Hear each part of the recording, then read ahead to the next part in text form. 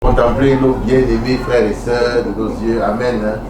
Contempler la gloire de Dieu au travers de leur vie. C'est merveilleux, amen. Je me sens bien. Je suis un peu fatigué, mais je me sens tellement bien d'être parmi mes frères et sœurs. Aujourd'hui encore, une deuxième journée de plus. C'est Noël. Alléluia, amen. Et je me sens bien de pouvoir profiter encore de ce jour parmi mes bien-aimés. Amen. Moi, je crois que notre Père a beaucoup de joie dans le cœur de voir ses enfants réunis comme ça.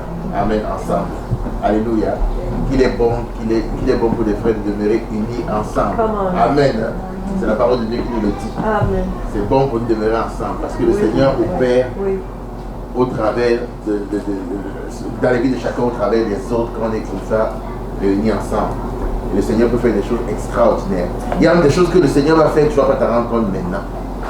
Mais peut-être même après la séparation, tu vas réaliser que waouh, il y a quelque chose que le Seigneur a fait dans ma vie. Amen. Et moi je veux juste qu'on commence par rendre grâce à Dieu en disant merci Seigneur. Merci pour la journée d'hier, pour tout ce qui s'est passé hier, que tu as opéré, ce que nous y avons vu, ce que nous n'avons pas vu. Et merci également pour aujourd'hui, pour ce que nous allons, pour tout ce qui va se passer. Dis juste avec tes mots, merci à Dieu. Alléluia.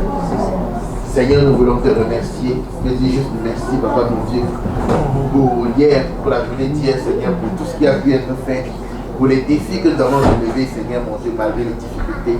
Merci Seigneur parce que tu as pourvu, oh Seigneur mon Dieu, au déplacement, tu as protégé tout le monde sur la route, Seigneur mon Dieu, Père, les divers déplacements, Seigneur mon Dieu, ta protection a été sur les autos, Seigneur mon Dieu, pour empêcher tout incident, tout accident, Seigneur. Tu as gardé, Seigneur mon Dieu, tout le monde sous ta protection, tu as conduit tout le monde ici sain et sauf, Papa.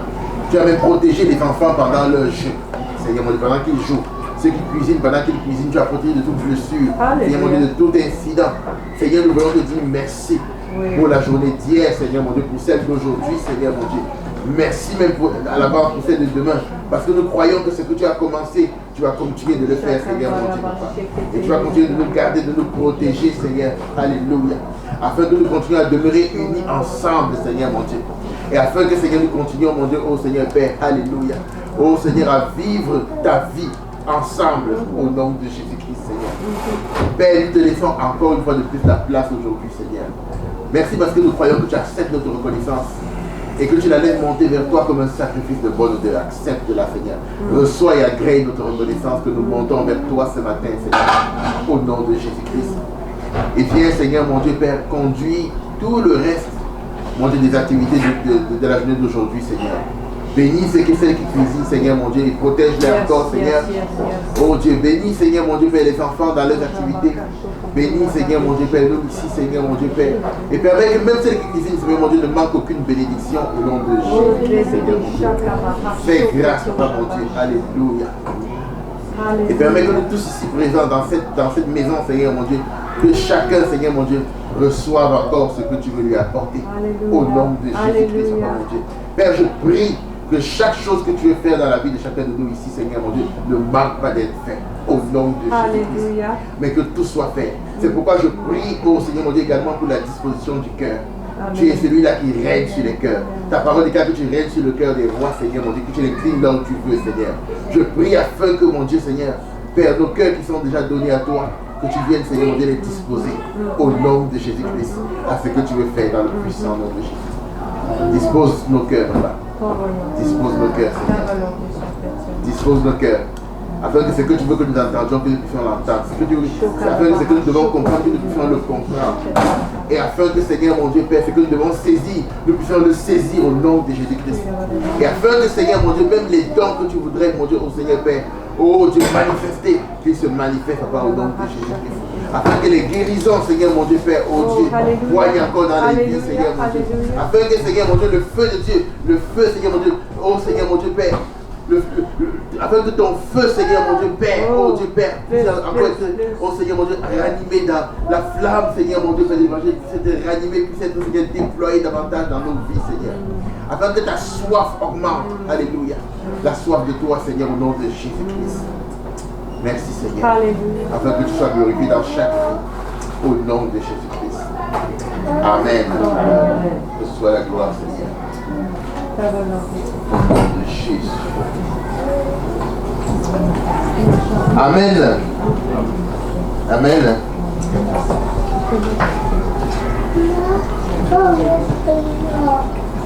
On a donné un passage hier à lire, et à méditer dessus. Donc je vais juste en 5 minutes on revient rapidement dessus. Amen. Et je vais relire le passage pour tout le monde.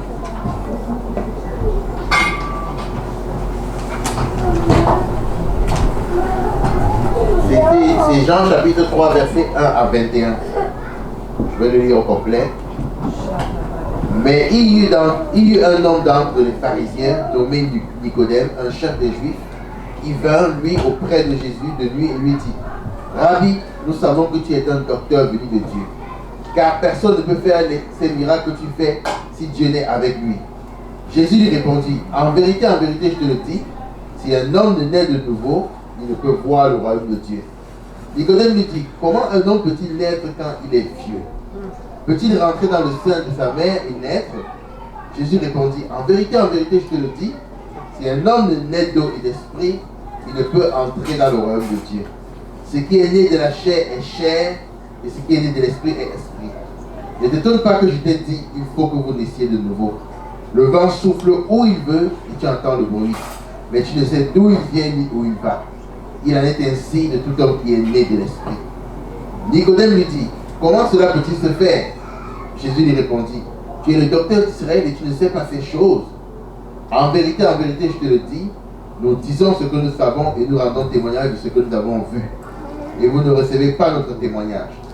Si vous ne croyez pas quand je vous ai parlé des choses terrestres, comment croirez-vous quand je vous parlerai des choses célestes? Personne n'est monté au ciel, si ce n'est celui qui est descendu du ciel, le Fils de l'homme qui est dans le ciel. Et comme Moïse éleva le serpent dans le désert, il faut de même que le Fils de l'homme soit élevé, afin que quiconque croit en lui ait la vie éternelle. Car Dieu a tant aimé le monde qu'il a donné son Fils unique, afin que quiconque croit en lui ne périsse point, mais qu'il ait la vie éternelle. Dieu en effet n'a pas envoyé son Fils dans le monde pour qu'il juge le monde, mais pour que le monde soit sauvé par lui. Celui qui croit en lui n'est point jugé, mais celui qui ne croit pas est déjà jugé, parce qu'il n'a pas cru au nom du Fils unique de Dieu. Et ce jugement, c'est que la lumière étant venue dans le monde, les hommes ont préféré les ténèbres à la lumière parce que leurs œuvres étaient mauvaises. Car quiconque fait le mal hait la lumière et ne vient point à la lumière de peur que ses œuvres ne soient dévoilées. Mais celui qui agit selon la vérité vient à la lumière afin que ses œuvres soient manifestées parce qu'elles sont faites en Dieu. Amen. Amen. Amen. Hein? Amen. On a partagé j'imagine que chacun dans chaque chambre, il y a un partage par rapport à ce message. Je sais qu'on va pas revenir dans chaque chambre, mais j'aimerais 2 ou 3 interventions. Amen. Hein? dont ceux qui ont dirigé dans les champs, si une ou deux personnes peuvent s'élever pour donner un résumé ce qu'ils ont compris de ce passage, la bénédiction qu'ils ont reçue, partagée avec les bien-aimés. Amen. Hein? Toi. Gloire à Dieu. Amen. Alléluia, alléluia. Gloire à Dieu. Amen. Dans notre chambre, j'étais dans la chambre d'intercession avec ma bien-aimée Marie-Laure. Et lorsque nous avons lu le passage, nous avons eu toutes les deux, nous avons comme, je vais dire quoi, rebondi sur les mêmes réalités dans le passage. La première réalité était sur la nouvelle naissance, qui était surnaturelle.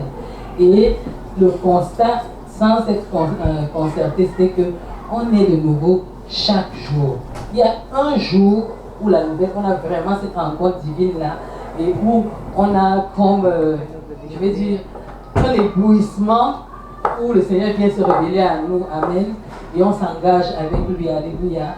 Et après, il y a comme chaque jour dans nos vies, nous avons, c'est comme si on donnait nos vies à Jésus chaque jour, parce qu'on découvre des vérités chaque jour en lisant la parole de Dieu. Et on découvre aussi des zones dans nos cœurs qui sont comme des zones d'ombre, et où le Seigneur apporte la lumière, amen.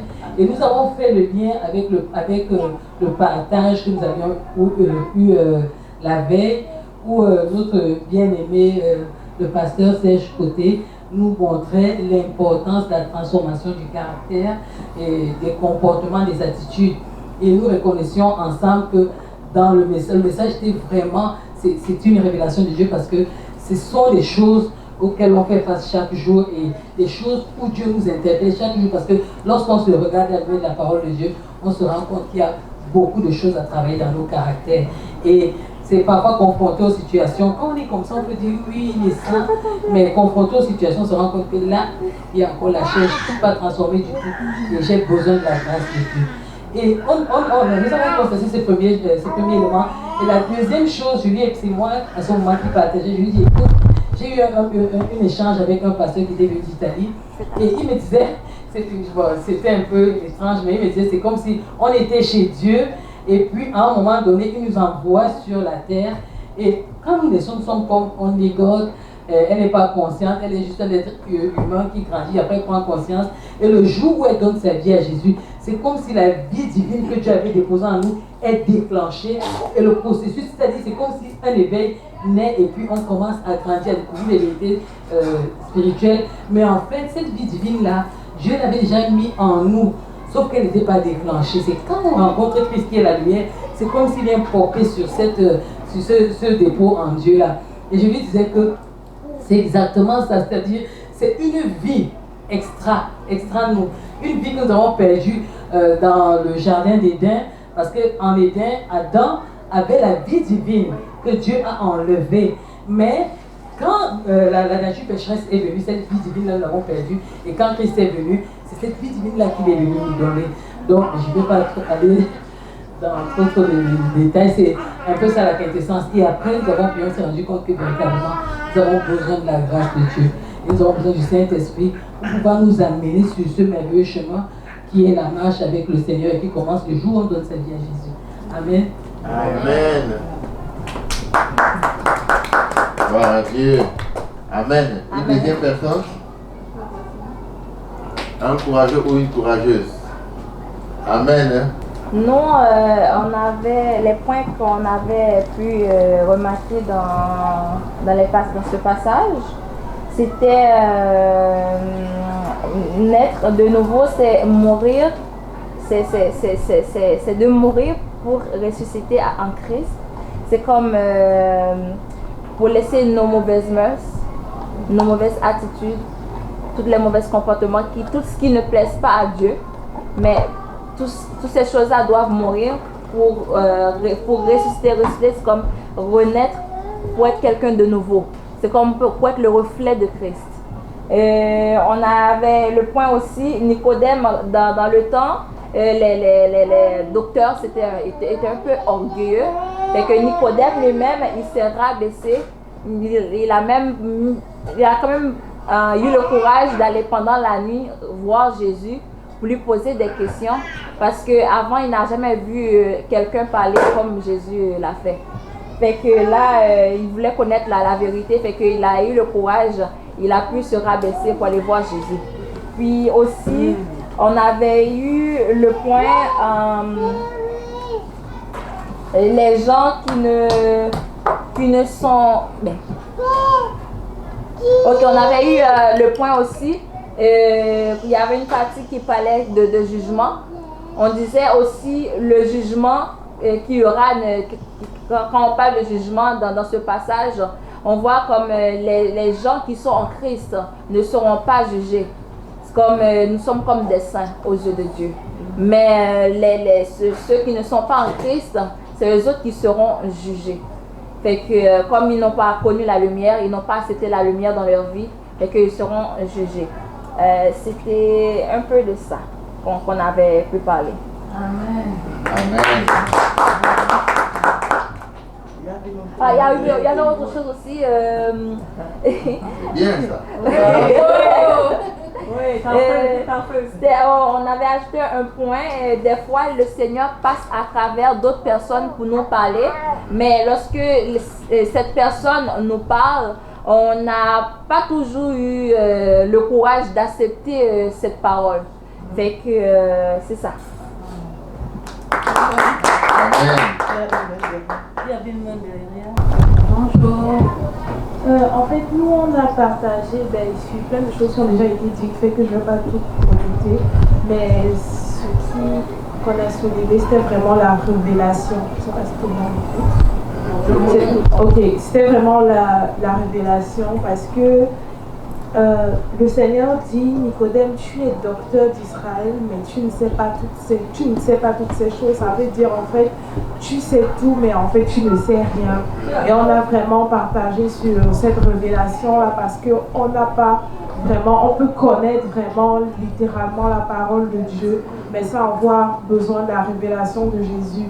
C'est vrai qu'on a essayé de partir un peu dans la nouvelle naissance et tout, mais le Seigneur vraiment nous a conduit à partager chacune, sauf moi, mais tout le monde a partagé un peu comme ça, la révélation de Jésus, comment Jésus est venu à elle, parce que c'était vraiment des femmes. Jésus s'est révélé à elle, Jésus a fait sortir de nos sœurs des bâtiments de l'église catholique pour l'adorer, pour faire du face à face avec le Père en fait.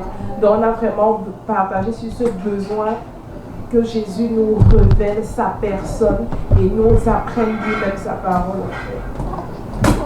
Gloire à Dieu. Amen. On va partager sur toi, mais c'est parce que le Seigneur voulait que tu sois le porte. Gloire à Dieu. Amen. Merci Seigneur. Amen. Nous également, dans cette méditation, on a vraiment échangé beaucoup de choses. Je ne pourrais pas partager la totalité ici. Je vais juste prendre un des points, Amen, qu'on a eu à partager ensemble. Un point sur lequel on a même fini en prière. C'est vraiment le verset 6 où on dit ce qui est né de la chair est chair, ce qui est né de l'esprit est esprit. Donc on parle de nouvelle naissance ici.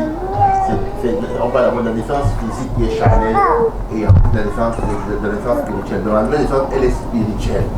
Amen. Amen. Elle est spirituelle. Et comme ce qui est né de la chair est chair, ce qui est né de l'esprit est esprit, la nouvelle naissance c'est quelque chose qu'on peut constater par ce qui va s'en suivre. Parce que quand on est spirituellement, on produit, comme Jean-Baptiste dit, des fruits dignes de la repentance. Amen. Amen. Parce que c'est l'esprit qui était mort, vit à nouveau. C'est lui qui prend les commandes.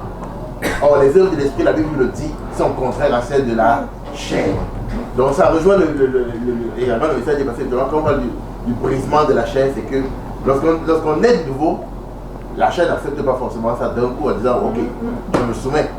Mais ça va prendre effectivement que l'esprit, qu'on la soumette en marchant sur l'esprit chaque jour. Et c'est ainsi qu'on va vivre, comme elle disait, le brisement de la chair c'est continuel. Amen. La nouvelle naissance, oui c'est vrai, on décide, on prend l'engagement un jour de dire Seigneur je vais te suivre. Mais c'est chaque jour qu'on va vivre, on va manifester cette mort à la croix. Cette mort à la croix. Amen. Amen. Alléluia. Amen. Chaque fois qu'on laisse l'esprit avancer, la chair recule. Alléluia. Amen. Amen dans nos vies. Et c'est comme ça qu'on grandit avec le Seigneur. Donc, et on a partagé aussi, et c'est ce qui est important, le fait que c'est important que nous qui sommes nés de nouveau, que nous puissions comprendre que nous sommes des instruments que Dieu veut utiliser pour apporter la nouvelle naissance. Amen. Donc en fait, j'ai envie d'utiliser ce mot, elle doit être contagieuse. Nous devons être des vecteurs de contagion. Amen. En ce qui concerne la nouvelle naissance, que ce soit auprès de nos enfants, auprès des gens que Dieu met amène auprès de nous, des gens avec qui il nous amène des collections qu'il va nous donner. Nous devons être des vecteurs. Amen. Donc c'est important pour nous que vraiment nous prions que le Seigneur nous donne d'être contagieux. Amen. Amen. D'être contagieux. Puisque en nous l'esprit vit, n'est plus mort. Cette vie-là peut se contaminer. Il faut qu'au contact d'un esprit mort, alléluia. Amen. Comme elle a dit, il y a un pop. Amen. J'ai bien aimé son mot là. Il faut qu'un contact avec de quelqu'un qui a un esprit qui est mort, de vie vivant, fasse un pop pour que. À brancher. Amen. Pour qu'également l'esprit reprenne vie. Amen. En cette personne et qu'ils connaissent la nouvelle naissance. Amen. Alléluia. Amen. Et c'est là qu'il va commencer sa marche avec le Seigneur, qui va certainement passer par un brisement de la chaîne. Alléluia. Amen. Un brisement de la chaîne. Alléluia. Il faut qu'il évolue dans ce sens. Vraiment, je rends grâce à Dieu pour ce merveilleux partage qu'on a eu. Et je crois que ça a été une bénédiction pour chaque chambre. Amen. Amen. Gloire à Dieu. Amen. Donc nous allons continuer notre merveilleux programme. Aujourd'hui, la première phase du programme, c'est un temps de louange, d'adoration. Je ne sais pas si les gens qui vont conduire sont prêts. Amen. Avant de partager la parole après la deuxième partie. On va déclarer la victoire en Jésus. Amen. Amen. Parce qu'il y a plus de 2000 ans déjà, je me rappelle, j'étais encore jeune dans ma tête. Jeune, à l'église, on avait des sœurs. À l'an 2000, elles avaient un chant spécial où elles disaient 2000 ans, il y a 2000 ans, Jésus-Christ a tout accompli. Et nous sommes déjà en 2000 ans, 2000 plus 20, on est en train d'aller à 20. Fait qu'on chante que 2000 ans. On va chanter autre chose. On va confesser la victoire en Christ. Amen. Amen. Victoire en Jésus. Alléluia. Le chant, il est servi. Victoire en Jésus. Alléluia. Victoire en Jésus. Alléluia. Victoire en Jésus. Alléluia. Victoire en Jésus. Amen. J'aimerais que nos frères chantent avec nous aussi. Amen. Donc, j'ai dit victoire en Jésus. On dit Alléluia. Victoire en Jésus. Alléluia. Victoire en Jésus. Alléluia. Victoire en Jésus. Amen. Amen. Amen. On peut se mettre sur nos pieds. On va chanter. On va confesser ça avec vie. Amen. Yes, yes, yes. Victoire en Jésus. Alléluia. Victoire en Jésus. Alléluia.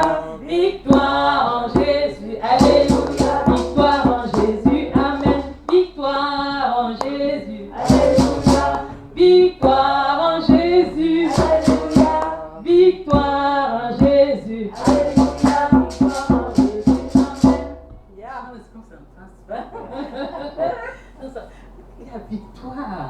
La victoire sur le péché, la victoire sur tout ce qui pouvait être obstacle dans ta vie, la victoire sur tout ce qui pouvait te bloquer, la victoire sur tout ce qui pouvait t'empêcher d'être épanoui dans ta vie, de connaître Dieu, d'avancer avec Dieu. C'est ce que nous confessons. Amen. Je le dis parce que parfois on chante, parce qu'on connaît la mélodie, on chante les paroles. Mais il est bon de chanter, parce que vous savez, le ministère de la louange est un grand ministère. Quand nous chantons, Dieu, la Bible dit que Dieu siège dans la louange de son peuple. Et quand tu chantes avec ton cœur, quand tu chantes avec un cœur disposé, Dieu descend, alléluia.